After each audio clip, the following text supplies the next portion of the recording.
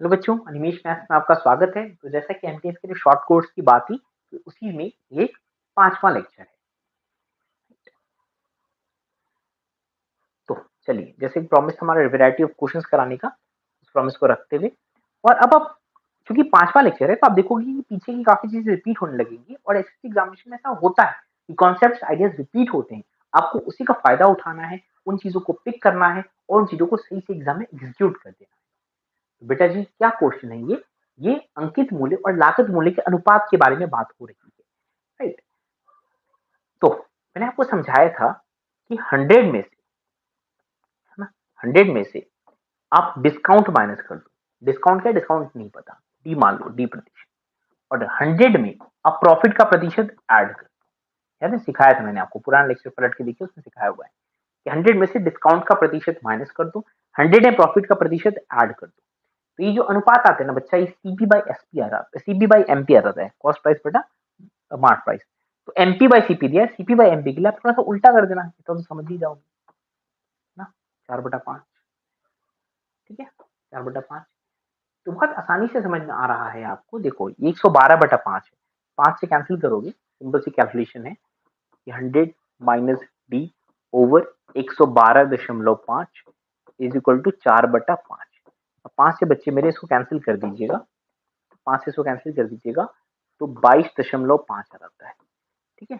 तो 100 minus D का जो मान है वो 90 है। तो साफ समझ में आता है कि जो डी का मान होगा बच्चा वो 10 होगा। अब सर इतना कैसे शॉर्टकट फॉर्मूला लगा दिया बेटा, तो मैंने पुराने लेक्चर्स को देखो, उसमें मैंने आपको समझा रखा है कि ये फॉर्मूला किस सिचुएशन में लगाना है। इसलिए बोलता हूँ बच्चों, हर लेक्चर देखो और लेक्चर को सिर्फ देखना ही नहीं है, लेक्चर को फिर रिवाइज भी करना है ताकि वो दिमाग में रहे और सही टाइम पे आपको याद आ जाए एग्जाम। तो लंबाई, चौड़ाई और ऊंचाई दे रखी है, तो कुल पृष्ठीय क्षेत्रफल निकालना है घनाभ का, मतलब क्यूबॉइड का। फॉर्मूला होता है सीधा twice L B plus B H plus L H, ना बच्चा, फॉर्मूला होता है सीधा। तो फॉर्मूला लगा देंगे, तो ट्वाइस एल बी 5 दूनी 10 हो जाएगा, बी एच 2 चौके 8 हो जाएगा, एल एच 5 चौके 20 हो जाएगा। 20 10 30 38, 38 दूना 76 सेंटीमीटर स्क्वायर आपका उत्तर होगा। 1 मिनट से भी कम में, मतलब 1 मिनट तो ज्यादा बोल रहा हूँ मुझसे, काफी कम समय में आप इस क्वेश्चन को सॉल्व कर सकते हो। ऐसे क्वेश्चंस को कभी भी एग्जाम में ज्यादा टाइम नहीं लगने देना है बेटा, इसीलिए ये सीरीज है, लेक्चर सीरीज, पुरानी बातें आपको याद आ जाए।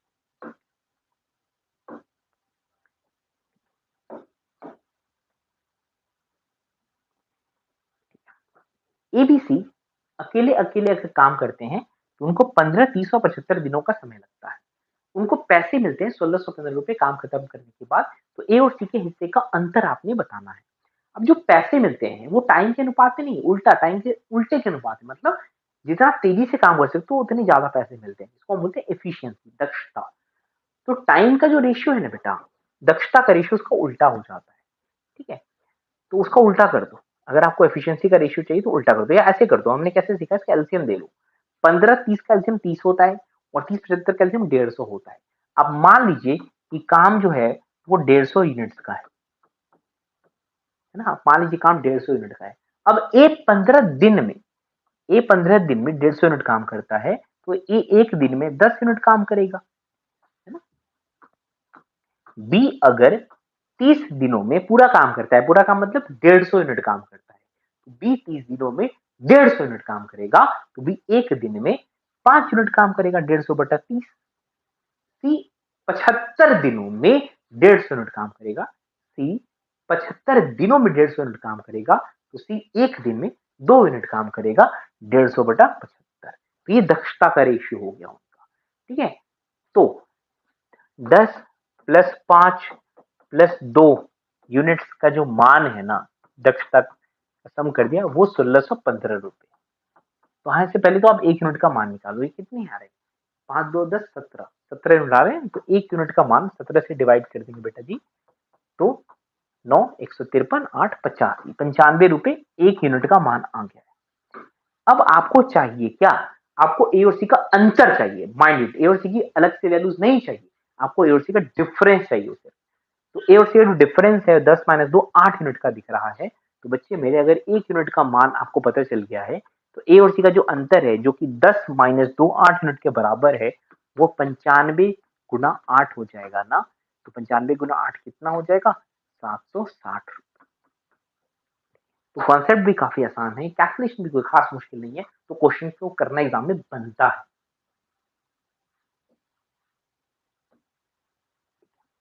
ऐसे क्वेश्चन दिख जाए ना भाई साहब, तो एकदम लगता है पार्टी का मूड आ गया, ही तो मजा आ गया, बस जल्दी कर रहे हैं, ज्यादा पार्टी में रिलैक्स फटाफट कर रहे हैं। एल बॉड मास लाइन है ही नहीं, लाइन तो शायद एमटीएस वाले एग्जाम में कम ही चांस आने का, बॉड मास से बी से ही शुरू होगा ब्रैकेट, लेकिन आ सकता है, तो इसे ध्यान रखना। ठीक, यहाँ से शुरू करो, 18 दूना ब्रैकेट से 36, ये 36 है, 36 माइनस 4 32। ठीक है, तो कहाँ से खानी शुरू हो रही है, 90 गुणे 3 divided by 9 plus 4 divided by 2 into. अच्छा, अब ब्रैकेट का जब मान काम हो ही गया है, तो ब्रैकेट का अगला क्या होता है, बॉड मास, तो ऑफ, तो ऑफ को भी निपटा दिया जाए, तो 2 गुणे 3 ऑफ 4 12 है ना, ऑफ को भी निपटा देते हैं, 12 गुणे 8 डिवाइडेड बाई 1। तो एल बॉड बॉड मास में ब्रैकेट हो गया, ऑफ भी हो गया, अब है डिवीजन की बारी। तो डिवीजन में 90 गुना, इसको डिवीजन पहले करना होगा ना, तो 1/3, तो ब्रैकेट तो मैंने लगाया समझाने के लिए, है ना, ब्रैकेट समझाने के लिए, ब्रैकेट मतलब कंफ्यूज कर जाओगे आप। तो ये क्या है, 90 गुना 3 डिवाइडेड बाई 9 प्लस 4, ब्रैकेट मतलब कंफ्यूज हो रहा है, इसे ब्रैकेट स्थान, तो डिवीजन कर दो पहले, क्योंकि डिवीजन पहले होता है ना ब्रैकेट के, ब्रैकेट और ऑफ के डिवीजन का ही नंबर आता है। तो 3 डिवाइड बाई 9 कितना हो जाता है, 1/3 होता है, प्लस 4 डिवाइड बाई 2 सिंपल 2 होता है, ठीक है, और 8 डिवाइड बाई 2 1/4 होता है। बस कटकुटा के आंसर निकाल दो, 3 से हो गया तो 30 हो जाएगा, ये 4 से हो गया तो 3 हो जाएगा, तो 30 प्लस 6 36 जुड़ के। तो आप बोलोगे सर इसको बहुत टाइम लगा दिया, अरे समझाने के लिए टाइम लगा यार, अगर आप अपने आप करोगे तो इसमें काफी स्टेप जंप कर सकते हो। ठीक है, एक तो सबसे पहले इसको 32 देख लेते, ऑफ को लोगो यहाँ तो देख लेते, और फिर डिवीजन को भी देख लेते, मतलब सीधा हम पहले स्टेप में यही लिख सकते थे, अगर आप थोड़ा सा कंसंट्रेशन से करोगे तो बिल्कुल पॉसिबल है, बिल्कुल। अगर आपके सामने कोई कर देता है, मतलब ऐसा नहीं कि बहुत इंटेलिजेंट आदमी है, बहुत ज्यादा बहुत बड़ा कुछ काम कर दिया उसने, आप भी कर सकते हो, थोड़ी प्रैक्टिस है बेटा। तो मिल्क और वाटर का जो अनुपात है ना किसी मिक्सचर में, 4/3 के बराबर है। आप 2 लीटर पानी जोड़ रहे हो, तो मिल्क और वाटर का अनुपात 8/7 हो जाता है। देखो, ऐसे क्वेश्चन में आप उसको ट्रैक करो जो चीज नहीं बदल रही है, इसमें पानी ऐड कर रहे हो तो दूध उतने का उतना ही है, तो दूध पहले 4 दिख रहा है, फिर दूध बाद में 8 दिख रहा है, तो पहले यहाँ दूध को 4 × 3 को डबल कर दो, इसको डबल कर दो, इसको आप 8:6 देख, और यहाँ क्या है, 8:7 है, दूध जितना था उतना ही है, तो बस बढ़ोतरी पानी में हुई है, तो 1 यूनिट जो पानी में बढ़ोतरी आपको दिख रही है वो 2 लीटर के बराबर है। अब देखिए चाहिए क्या, quantity of the final mixture में कितनी क्वांटिटी, 8 + 7 15 यूनिट है ना, फाइनल में कितना है, 8 और 7 को जोड़ोगे तो कितना यूनिट है, 15 यूनिट है। जब 1 यूनिट का मान 2 लीटर है बच्चे, तो 15 यूनिट का मान 30 लीटर है। गुड, दिख रहा है ना, लग रहा है कि आसान है, पहले दिन के मुकाबले जब अब आप इस लेक्चर को देख रहे हो तो ऐसा फील हो रहा है ना, बहुत आसान है, कर सकते हैं। What is the largest 2 digit number जो 6 और 5 से डिवाइड होता है तो रिमाइंडर 1 आता है। ऐसे क्वेश्चन में पहले वो नंबर ढूंढना करो जो 6 और 5 से पूरा डिवाइड हो जाए, मतलब 6 और 5 का एलसीएम का कोई गुणज, मल्टीपल। तो 6 5 का एलसीएम होता है 30, 30 के ऊपर बढ़ो 60, फिर ऊपर बढ़ो 90, बस 2 डिजिट नंबर आ गया। तो 90 वो नंबर है जो 2 डिजिट का बहुत बड़ा नंबर है, और इन दोनों से पूरा पूरा डिविजिबल है। अब आपको बच्चे रिमाइंडर 1 चाहिए, तो उसमें 1 ऐड कर दो ना। तो काफी क्वेश्चंस आप एमटीएस लेवल पे मौखिक कर सकती हैं, तभी तो टाइम बचाएंगे, और अच्छे क्वेश्चंस में फिर वो टाइम आप इन्वेस्ट कर सकते हैं। 12 बॉयज का एवरेज एज 15 साल है, तो इनका टोटल कितना हो गया, 12 × 15, हमेशा एवरेज टोटल निकाल लो, कुछ ना कुछ काम आएगा ही आएगा। 18 लड़कियों का एवरेज 12 साल है, तो इनका टोटल हो गया 18 × कंबाइंड एवरेज निकालना है, कंबाइंड एवरेज। तो 12 लड़के 18 लड़कियां, तो टोटल कितने बच्चे हो गए, 30 बच्चे। तो कितना हो गया बच्चा, ये 180 हो गया है, ये 216 हो गया, 180 216 मुजवानी जोड़ो तो 396 आता है ना। 180 216 396 आता है। तो 396 को अगर आप 30 से डिवाइड करो, तो 3 से कैंसिल कर दो, 3 से कैंसिल करो 10, 3 से कैंसिल करो 132, 132 बटा 10 सिंपल 13.2 है। एक तो ये तरीका है करने का। एक और मैं समझाता हूँ आपको, उसको एलिगेशन की ट्रिक बोलते हैं। आई होप आप अवेयर होंगे इस ट्रिक।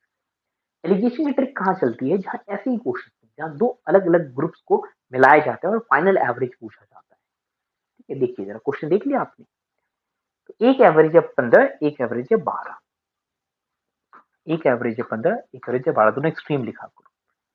ये बीच में जो चीज है वो आपको चाहिए, कंबाइंड एवरेज।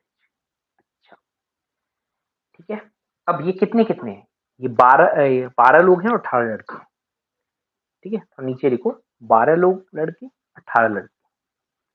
ठीक है, तो ऐसा होता है साहब कि इन दोनों का जो अंतर होता है ना, इन दोनों का जो अंतर होता है वो इसके सम के बराबर होना चाहिए। इन दोनों का अंतर कितना है, 3 यूनिट। ये ट्रिक होती है, नहीं तो आप पहले जो समझाए इसे सीख लो, तो समझा ही दिया मैंने। ये अगर ट्रिक आपको आती है एलिगेशन की तो ठीक है, ठीक समझ आ रहा है तो भी ठीक है, नहीं आती तो कोई बात नहीं, तो सिखा ही दिया, उसमें भी कितना ही समय लगा। तो सीरियल पे तो मैं बोलूंगा इस ट्रिक को याद करो, लेकिन एमटीएस में आप बिना इसके भी काम चला सकते हो, आपकी मर्जी। देखिए इन दोनों ऊपर वालों, ऊपर क्या होता है, ऊपर जो एवरेज है दोनों ग्रुप्स के वो लिखे जाते हैं। नीचे क्या लिखा था, नीचे जो टोटल लोग हैं कि एक ग्रुप में 12 लोग हैं, एक ग्रुप में 18 लोग हैं, वो लिखा जाता है। फिर इन दोनों का जो अंतर है ना बच्चे, वो इन दोनों के सम के बराबर होना चाहिए। ठीक है, इन दोनों का अंतर कितना है, 3 यूनिट। तो इसको 3 यूनिट कर देना है कुछ भी करके। इन दोनों का सम अभी है 30 यूनिट। 30 को 3 कर देंगे, ये देखो अंतर 3 यूनिट है और इन दोनों का सम 30 यूनिट है। 30 को, जो 30 यूनिट सम है उसको मुझे इनके अंतर के बराबर 3 यूनिट में कन्वर्ट करना है। तो 30 को 3 में करने के लिए 10 से डिवाइड करना पड़ेगा ना बेटा। तो 10 से डिवाइड कर दो इसको भी, 10 से डिवाइड कर दो इसको भी। अब रूल ये होता है कि जो आंसर आता है ना यहाँ पर, ये जो आंसर आने वाला है, ये नीचे लिखा आपने, दोबारा लिख देता हूँ। तो ये 12 लिखा आपने, 12 लड़के 18 लड़कियां जो भी है, फिर आपने 10 से डिवाइड किया, उसका रीजन हम समझ चुके हैं ऐसा क्यों।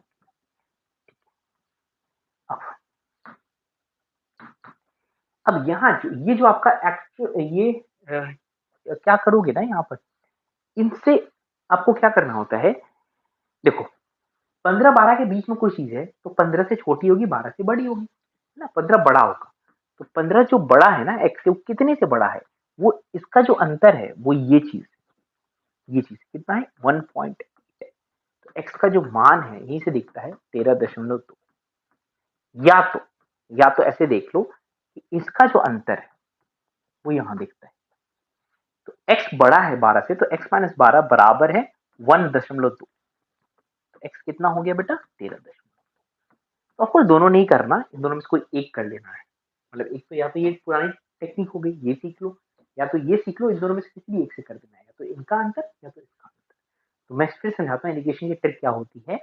जो भी एवरेज लिखा होता है ना दो ग्रुप्स का, वो यहाँ ऊपर लिखते हो, फाइनल एवरेज बीच में आने वाला होता है, और जितने लोग हैं ग्रुप्स में उसको नीचे नीचे लिखते हो। ऊपर की चीजों का जो अंतर है वो नीचे की चीजों के सम के बराबर होना चाहिए। यूनिट को आप एडजस्ट कर दोगे, एक बार जब एडजस्ट कर दोगे ना, तो इन दोनों का जो अंतर है वो यहाँ होगा, इन दोनों का जो अंतर है यहाँ होगा। ये बड़ी मस्त ट्रिक है, समझ आ रहा है, बहुत ही मस्त है। मैंने कोशिश करी है, फिर भी अगर आपको कुछ कमी लगती है तो मैं कनेक्ट हमसे कांटेक्ट करिएगा और आपको दोबारा टाइम लेके अलग से भी समझा दूँ। कोई बड़ी बात नहीं है, आप कांटेक्ट करिएगा। किसी आर्टिकल को इतने प्रॉफिट या बेचा जाता है तो सेलिंग प्राइस और कॉस्ट प्राइस का अनुपात आपको बताना है। ये कितना होता है, ये 1/7 होता है। प्रॉफिट हमेशा बाय डिफॉल्ट क्रय मूल्य पर ही कैलकुलेट किया जाता है। प्रॉफिट बाय डिफॉल्ट बेटा जी क्रय मूल्य पर ही कैलकुलेट किया जाता है। तो 7 यूनिट अगर क्रय मूल्य है, सीपी अगर आपका 7 यूनिट है, तो एसपी जो हो जाएगा वो 7 से एक ज्यादा 8 यूनिट हो जाएगा।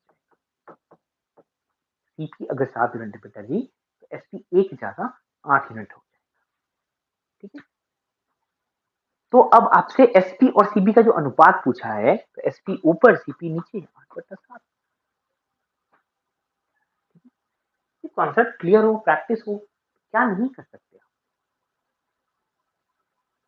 किसी आर्टिकल को 6500 रुपए में बेचा जाता है ताकि 4% का फायदा हो। ठीक है, 4% का फायदा, 4% होता है 1/25। मतलब सीपी अगर 25 यूनिट है तो जो एसपी है वो एक ज्यादा 26 यूनिट है, और जो आपके सामने मान दे रखा है 6500 रुपए का, वो एसपी ही है, वो विक्रय मूल्य है। तो 6500 यूनिट, 6500 रुपए 26 यूनिट के बराबर है। तो इससे आप 1 यूनिट का मान आराम से निकाल सकते हो।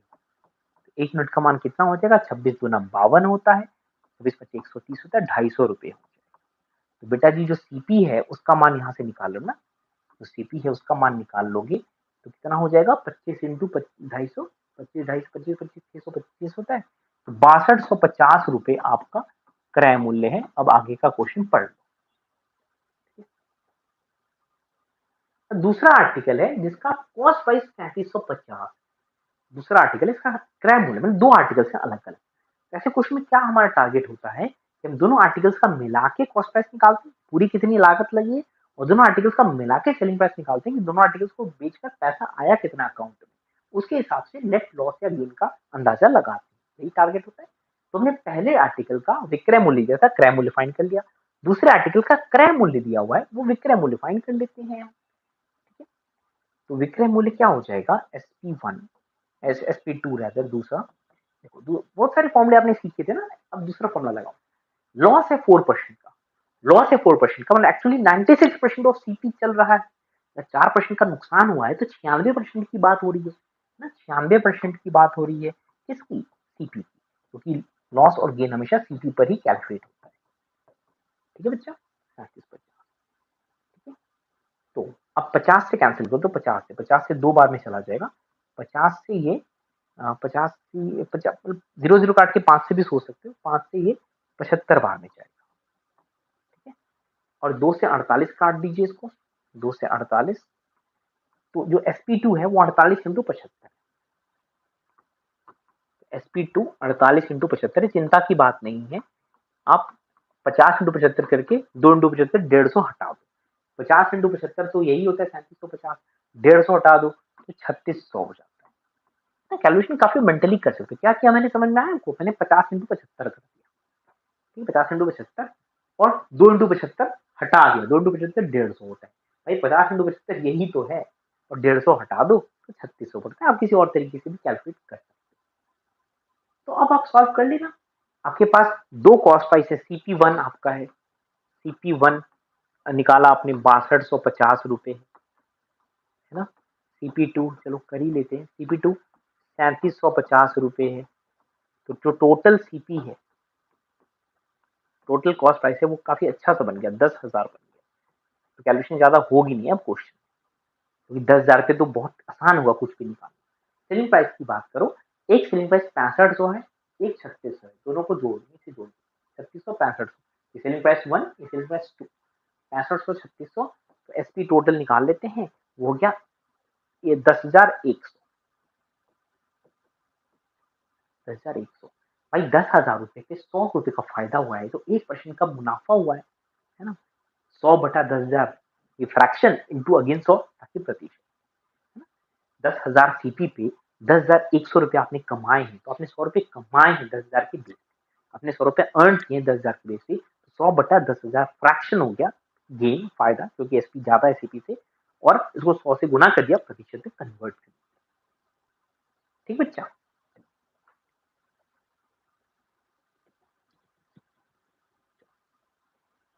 तो डायमीटर एक राइट सर्कुलर सिलेंडर का 1/3 कर दिया जाता है।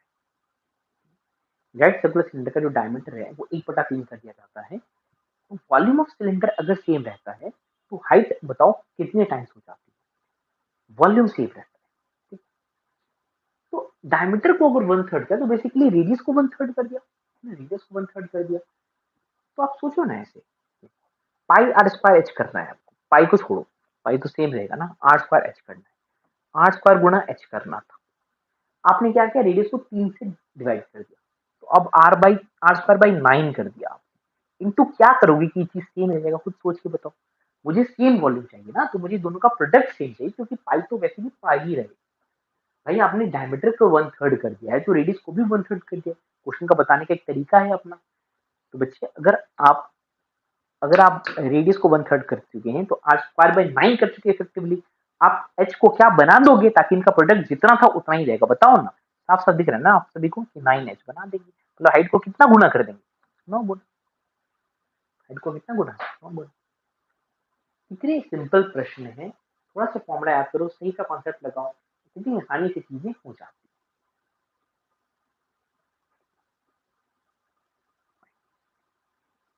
है। ए लिखा हुआ है 40/8, वही बॉडमा दो बार लगाना है, थोड़ी सी मेहनत ज्यादा करना है, ब्रैकेट नहीं है ए में तो कम से कम। तो ऑफ को पहले लगाओ, 5 ऑफ ये हो गया आपका 15, मंथली भी कर सकते हो, ऑफ बाकी नहीं है तो ए हो जाएगा 40 डिवाइड बाई 8 प्लस 5 गुणे 2 माइनस 4 प्लस 15। अब काफी काम हम फटाफट कर सकते हैं।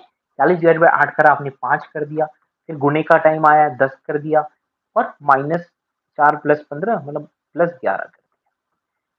तो ए का मान कितना हो गया, 26 ना। ए का मान हो गया 26। अब बी का मान निकाल लिया जाए। बी का मान, सबसे पहले ब्रैकेट की बात होती है, 4 प्लस 2 6 हो जाएंगे। तो बी कैसा नजर आएगा आपको, 24 डिवाइड बाई 4 गुणे 6 प्लस, अब ब्रैकेट का काम खत्म हो तो ऑफ लगा दो 38 प्लस 38। 24 डिवाइड बाई 4 कितना होता है, 6 होता है, तो 6 गुना 6 हो गया, 24 डिवाइड बाई 4 6 होता है, 6 गुना 6 36 हो गया, 36 प्लस 38। ठीक है, आई थिंक यहाँ पे कुछ कैलकुलेशन 4 और 9, ठीक है ठीक है ठीक है, एकदम सही है, सॉरी मिस्टेक, अभी ठीक कर लेते हैं। यहाँ पे सही है, एकदम सही है। देखो पहले ब्रैकेट का मान होता है, ब्रैकेट ये कितना है, बी क्या है, बी है 24 divide by 4 bracket 6, 24 divide by 4 bracket, ठीक है, 24 divide by 4 bracket 6 plus 19 of, तो प्लस के बाद है तो इसको अलग अलग कर दो। देखो ध्यान से, ब्रैकेट सबसे पहले, तो सबसे पहले बॉर्ड मास से ब्रैकेट होता है, तो ब्रैकेट मतलब आपस में इसको गुणा करना। ये होगा 24 डिवाइडेड बाई 4 जो कि 24 प्लस 38 जो कि कन्वर्ट होकर हो जाएगा बेटा 39, जो कि 24 डिवाइड बाई 24 1 हो जाएगा, 1 प्लस 38 39। अब आप ए में से बी हटाओगे, 26 में से 39 हटाओगे तो -13 रहेगा, ठीक है, 26 में से 39 हटाओगे बेटा तो -13 आपका उत्तर हो जाएगा। ध्यान रखिएगा बॉड मास ध्यान से लगाना है। ये जो ब्रैकेट है, ब्रैकेट के साथ जो 6 तो करा ही करा आपने, ब्रैकेट 4 के साथ पहले ऑपरेट होगा उसके बाद कुछ होगा, ध्यान रखिए।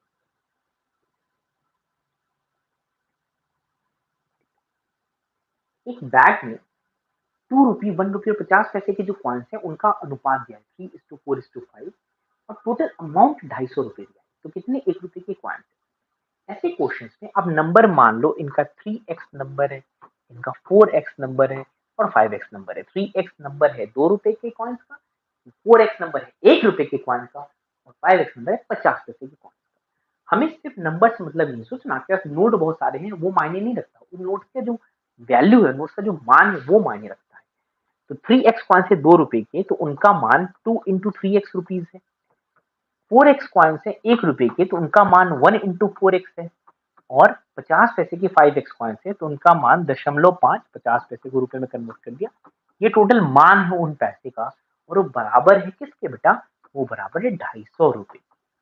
यहाँ से आपको x का मान आ जाएगा, एक बार x का मान निकालोगे तो 4x का मान जो कि 1 रुपए की संख्या है वो आपका उत्तर निकाल लोगे। 6 4 10, 10 और ढाई 12.5, तो 12.5 x का मान 250 रुपए है ना। तो x का मान 12.5 से डिवाइड करोगे, 12.5 से 25 डिवाइड करोगे तो 2 आता है, एक और 0 है तो 20 आ जाएगा, ठीक है।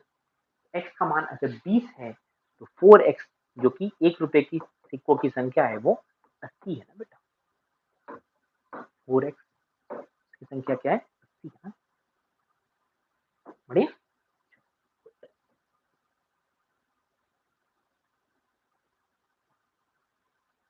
एक सम अब कंपाउंड इंटरेस्ट, दो इंटरेस्ट होते हैं, सिंपल और कंपाउंड। सिंपल वाला नाम के अनुसार सिंपल होता है, कंपाउंड वाला थोड़ी सी कैलकुलेशन ज्यादा होती है, इतना तो कुछ खास नहीं, आराम से मैनेज कर सकते हैं। आप लोग जैसे बहादुर बच्चे तो पता नहीं क्या कर सकते हैं, थोड़ा टाइम पता नहीं कहाँ वेस्ट कर देते हो, थोड़ा मोटिवेशन कम हो जाता है। अदरवाइज़ थोड़ा-सा आप अगर अपने आप को गार्ड करो आप, तो बहुत लाइफ में पता नहीं क्या कर जाओगे आप। कंपाउंड इंटरेस्ट पे कुछ पैसा रखा गया, 750 हो जाता है वो 1 साल के बाद और 900 हो जाता है दूसरे साल के बाद। कंपाउंड इंटरेस्ट का मतलब समझिए, कंपाउंड इंटरेस्ट पे जो साल भर के बाद जो पैसा है ना, वो अगले साल के लिए नया मूलधन का काम कर रहा है। तो आप ऐसे समझो, बेसिकली 1 साल में ₹150 की कमाई हुई, ₹150 का ब्याज हुआ है। कितने पे? 750, है ना? तो 150 का ब्याज हुआ है 750 पे। तो रेट कितना है इसका? है ना? रेट कितना वो निकालो। तो 150 का ब्याज हुआ है 750 पे, तो ये उसका रेट है, 1/5 रेट है, ठीक है? ये रेट है, दर हो गई। 1/5 रेट का मतलब है कि कोई भी चीज़ जो 5 यूनिट था ना, वो 6 यूनिट हो गई। इसका मतलब है कि जो 5 यूनिट था ना, वो 6 यूनिट हो गया। और हो कितना गया है वो? पहले साल के अंत में ₹750 हो गया है। तो सोचो ना, 6 यूनिट को अगर आपको 750 बनाना है, तो आपको किससे गुणा करना पड़ा? 125 से। तो बच्चे इसको भी 125 से गुणा करोगे, तो एक्चुअली जो पैसा था साल की शुरुआत में, वो इतना था। एक्चुअली जो पैसा था साल की शुरुआत में, वो ₹625 था, जो बढ़ के पहले साल के अंत में 750 हो गया है और दूसरे साल के अंत में बढ़ के 900 हो गया है। सिंपल इंटरेस्ट रहता तो हर साल जो वृद्धि है वो भी बराबर रहती। कंपाउंड इंटरेस्ट में वृद्धि बराबर नहीं होती, जो वृद्धि है वो खुद बढ़ती जाती है, क्योंकि जो रेट है ना, वो नए-नए प्रिंसिपल पे अप्लाई होता है। प्रिंसिपल खुद बढ़ जाता है ना, जो इंटरेस्ट होता है वो प्रिंसिपल में जुड़ जाता है और प्रिंसिपल बढ़ जाता है। इसलिए अगले साल के अंत में जो ब्याज होगा वो ज़्यादा होगा, फिर और ज़्यादा होगा, फिर और ज़्यादा होगा। चक्रवृद्धि ब्याज तभी इसको बोलते हैं। तो तरीका क्या है देखने का, कि आप पहले साल के अंत में जो अमाउंट है ना, उसको सेकंड साल के लिए मूलधन मान लो। तो मतलब ₹150 का इस पे 750 पे आपको मूलधन पे कमाई हुई है। तो 750 पे 150 की कमाई हुई है, तो किस रेट से कमाई हुई है? 1/5 मतलब 20% से कमाई हुई है। क्या मतलब है 1/5 का? कि 5 यूनिट 6 यूनिट बन जाता है। तो भाई सिर्फ पहले दूसरे साल को छोड़ो, पहले साल की बात करो। तो पहले साल में 750 बन गया है, तो 6 यूनिट 750 के बराबर है, तो 1 यूनिट 125 के बराबर है। तो 5 यूनिट ₹625 के बराबर है, जो कि साल की शुरुआत का एक्चुअल मूलधन था। बच्चा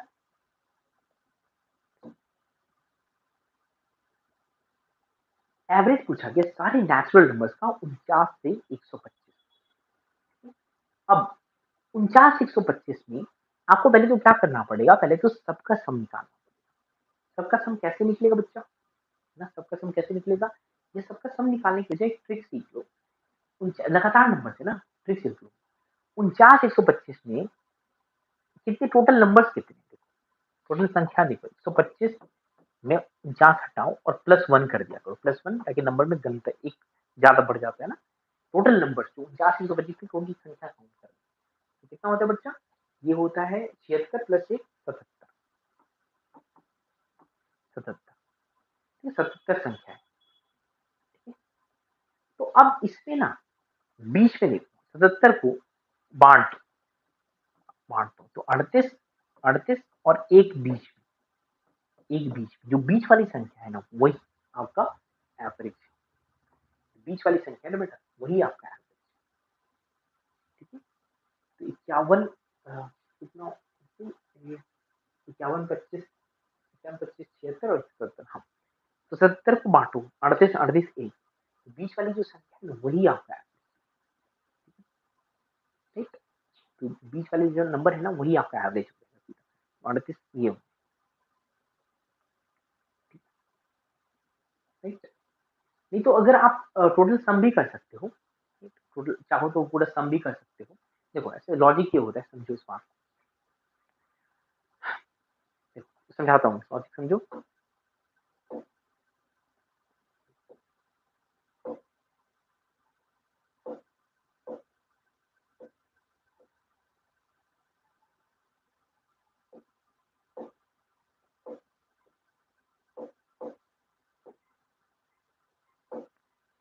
ये लॉजिक समझिए। आप पहले 5 नंबर लो, 1 2 या 3 नंबर लो, छोटा शुरू करते हैं, 3 नंबर। 3 नंबर्स में इनका औसत क्या है बताओ? इनके टोटल के इन तीनों नंबर का एवरेज क्या है बताओ? खुद 2 है। 1 + 2 + 3 6, 6/3 2, खुद 2 है। 5 कर दो, इसमें एवरेज क्या है? खुद 3 है। मतलब अगर ऑड नंबर्स है ना, विषम संख्याएं हैं, तो बीच वाला नंबर खुद ही एवरेज। विषम संख्याएं हैं तो बीच वाला नंबर खुद ही एवरेज। इस बात को ध्यान में रखते हुए, इस बात को ध्यान में रखते हुए 77 नंबर है ना, 77 नंबर है तो 39वां जो 30 बीच का नंबर होगा ना वो एवरेज होगा। अब बीच का नंबर कैसे होगा? बीच का नंबर कैसे होगा? अगर इसमें आपको चाहिए बीच का नंबर कैसे फाइंड करेंगे? तो 49वां पहला नंबर है ना, 49वां पहला नंबर प्लस, ठीक है, 49वां पहला नंबर तो है, 39th number, 39th number average है। 49वां पहला नंबर जो है, आपको 39th नंबर तक पहुंचना है, तो जोड़ना कितना पड़ेगा? 38 जोड़ना पड़ेगा ना मिडिल वाले के, है ना? क्या सीखा हमने कि अगर विषम संख्या है, टोटल संख्याएं 77 है, टोटल 77 नंबर्स हैं, जो बीच वाला नंबर है ना बेटा, वही एवरेज होता है। ये सीखा आपने, ठीक है, ये ट्रिक सीखी। तो बीच वाले नंबर तक पहुंचे कैसे? 49 से शुरू करे हो तो 49 तो खुद पहला नंबर है ना, 49 खुद पहला नंबर है। आपको 39th नंबर चाहिए, 39वां नंबर चाहिए। भाई 49 खुद पहला नंबर है और आपको 39th नंबर चाहिए, तो कितना ऐड करोगे? 38 और जाओगे 38, क्योंकि पहला नंबर तो यही है, पहला यही है। 38 और जाओगे तो 39वां नंबर मिल जाएगा, और वो क्या होगा? वो आपका 87। समझिए, आपको 39वां नंबर चाहिए, 39th नंबर चाहिए, तो पहला नंबर तो यही है, तो 38 कदम और चलोगे, 39वां नंबर पड़ा हुआ नहीं मिल जाएगा आपको।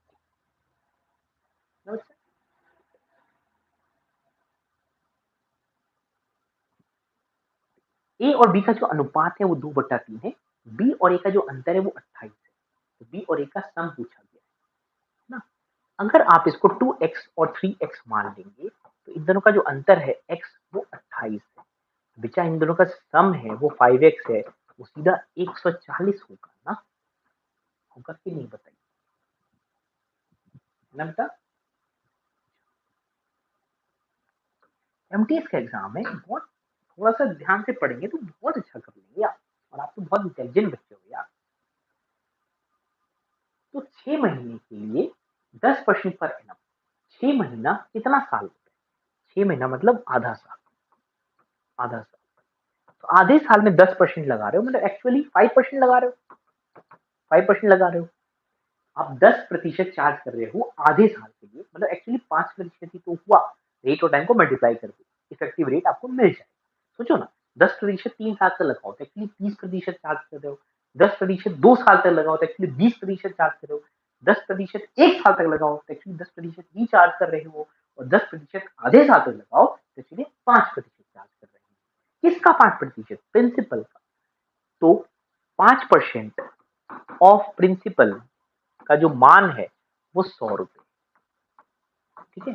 तो 1% ऑफ प्रिंसिपल का जो मान है वो 20 रुपए होगा, है ना। 1% ऑफ प्रिंसिपल का जो मान है बच्चा वो 20 रुपए होगा। और कोई भी खुद अपना नंबर कितने होता है? अपने खुद का तो 100% होता है ना, तो कितना हो जाएगा? 20 × 100, 2000 रुपए आपका एक्चुअली मूलधन था। जैसे मैंने पहले ही बोला था, सिंपल इंटरेस्ट के क्वेश्चन आसान ही।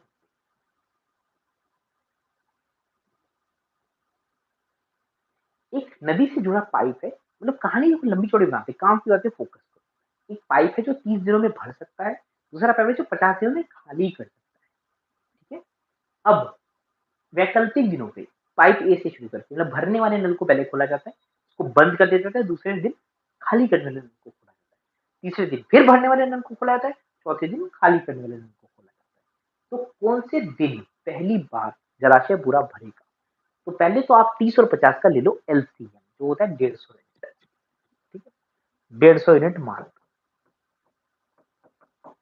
तो इसके हिसाब से 30 दिनों में पाइप ए और पाइप बी है, 30 दिनों में अगर उसको 150 यूनिट भरना है, वो एक दिन में 5 यूनिट भरेगा। और 50 दिनों में अगर 150 यूनिट खाली करना है, तो एक दिन में वो 3 यूनिट खाली करेगा। प्लस माइनस में क्यों यूज करो? ये समझाने के लिए कि भरने के लिए प्लस, खाली करने के लिए माइनस। मतलब दोनों दिन अगर पहले दिन दूसरे दिन मिला दो तो 2 यूनिट की भरपाई होगी, है ना। तो ऐसा कुछ होगा कि पहले दिन वो 5 यूनिट भर देगा, अगले दिन वो 3 यूनिट खाली करके 2 यूनिट तक पहुंचा देगा। तीसरे दिन बताओ कितना यूनिट भरेगा? 2 से 5 और भर देगा, तो 2 से उसको 7 तक पहुंचा देगा। लेकिन चौथे दिन वो 3 और कम करके उसको 7 से 4 पे पहुंचा देगा। 5वें दिन 4 से 5 और बढ़ा के 9 यूनिट तक पहुंचा देगा। छठे दिन 3 यूनिट कम करके उसको वो 6 यूनिट तक पहुंचा देगा। समझ रहे? तो पहले 5 भरता है, फिर 3 कम आता है, फिर 5 भरता है, फिर 3 और कम आता है, 5 भरता है, फिर 3 कम और आता है। तो भाई अभी तो 150 से बहुत दूर हो, तो आप बोल सकते हो ना कि 2 दिनों में एक्चुअली 2 यूनिट भरा जा रहा है ना। 2 दिनों में 2 यूनिट भरा जा रहा है, 2 दिनों में 2 यूनिट। तो एक दिन में मतलब एक नहीं, 2 दिन रहने दो, 2 दिनों में 2 यूनिट, क्योंकि एक दिन खाली, एक दिन भरना, एक दिन खाली। ठीक है, गुड। अब तो थोड़ा क्लोज 150 के आसपास पहुंचो, ऐसा करो 70 से गुणा कर दो, 70 से गुणा कर दो, 70 से गुणा करोगे तो 140 दिनों में 140 यूनिट। अब यहाँ से आराम आराम से करो, अब यहाँ से गिन गिन के करो। 140 से तो ज्यादा ही होगा आंसर, तो ये तो नहीं होगा। ठीक है, ये तो नहीं होगा, 140 से तो ज्यादा ही। फाइन। अब 100 141वें day, 141st day, 141st day कितना भरेगा वो? 140 में 5 भर देगा, 145। 142nd डे वो 3 खाली कर देगा, 142 कर देगा। 143rd डे 5 और भर के 147 पहुंचा देगा। 140 मतलब मौखिक कर सकते हैं, लिख के समझा रहा हूँ। 144 डे 3 कम करके 144 कर देगा। 145th डे उसको 5 बढ़ के 149, बहुत क्लोज आ गया, कर देगा। 146th डे 3 कम करके 146 पहुंचा देगा। 147th डे 151 कर देगा ना, और 150 की तो कैपेसिटी है, तो हमारा काम हो गया। मतलब 147th डे पहली बार ऐसा होगा कि टंकी पूरी भरी नहीं देगी। अब अगर खाली कर भी देगा तो एक बार तो क्वेश्चन ये पूछा ना कि टंकी भरेगी कब, पहली बार कब भर, तो इसके पहले टंकी पहले कभी भी पूरी नहीं भरेगी। इस दिन पहली बार 147वें दिन पहली बार टंकी पूरी भरेगी। ऐसे कोशिश में जहां तक आपको डर नहीं है 140 यूनिट तक, वहां तक तो धरल्ले से चले जाओ, फिर आहिस्ते आहिस्ते जाओ, तो आपको आपका उत्तर मिल जाए।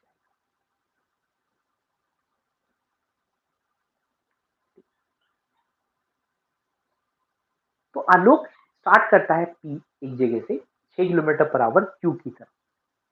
ठीक है, पी से क्यू की तरफ 6 किलोमीटर पर आवर से आलोक स्टार्ट करता है। रमन उसी टाइम पे स्टार्ट करता है 9 किलोमीटर पर आवर से। ठीक है, रमन क्यू पे पहुंचता है और वापस मुड़ जाता है। तो रमन ऐसे वापस मुड़ जाता है और आलोक सीधा सीधा चलता रहता है। ये आलोक है और ये रमन, दोनों मिलते हैं। तो कितनी दूरी पी आर कितना है ये पूछ रहे हैं। हाँ, रमन आर पे मिलता है, अजीब सा कोइंसिडेंस है। ठीक, पी क्यू 15 है। अच्छा, पी क्यू अगर 15 है तो सोचो ना, पी क्यू अगर 15 है तो अ, रमन ने 15 की दूरी कितने में तय कर ली होगी, सोच के देखो। 15 की दूरी तय कर ली होगी उसे कितने में? 9/15 टाइम क्या होता है? टाइम होता है डिस्टेंस बाय स्पीड। टाइम होता है डिस्टेंस बाय स्पीड। फॉर्मूला कौन सा याद किया? फॉर्मूला आपने याद किया, speed is equal to distance by time. Change कर दो, टाइम ऊपर स्पीड नीचे, तो time is equal to distance by speed. तो टाइम जो रमन को लगा है, टाइम जो रमन को लगा है पूरा क्रॉस करने में, वहां तक पहुंचने में, क्यू तक पहुंचने में, 15/9 आवर्स का लगा है।